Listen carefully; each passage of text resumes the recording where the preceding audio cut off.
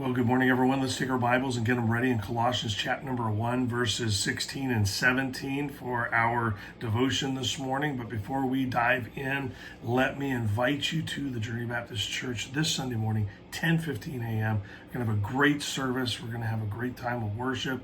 And let me just say this. I know it's a holiday weekend, so you may have travel plans. Don't skip church because of travel. There are ways to join us. You can either look at our Facebook or YouTube pages and see those, or if you're traveling at that time, you can watch them later after they post, and we would love to have you be a part of the service. I think you're going to be encouraged by what you hear and what you experience, especially if you are in person. And with that said, Colossians chapter number 1, verses 16 and 17. Let me just get us started with this thought. It's all His, and it all serves His purposes. And what I mean by all is everything that we interact with, everything that we see, everything we taste, smell, every single thing in existence is His, and it serves His purposes. Well, one of the many benefits that believers have over people that just can't or won't believe that God really is that we know that all things serve a purpose beyond what I want everything to be.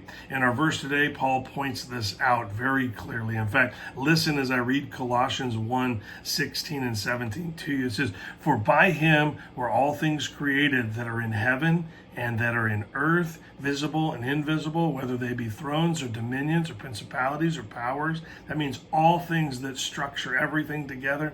All things were created by Him and for Him.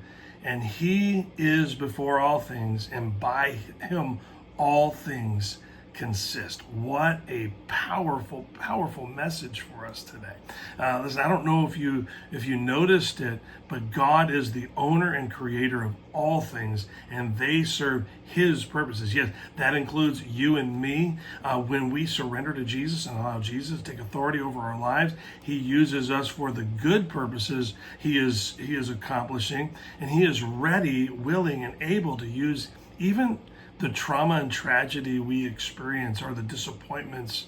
He uses those to work toward a good result when we honor and love Him. But when we resist Him, we do not have these blessings to help us find hope in trauma, tragedy, and disappointment.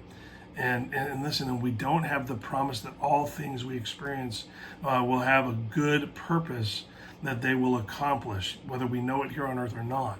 Only those who surrender to the plans and purposes of God and truly love Jesus have this promise of God making sure that everything that we work through, it actually matters.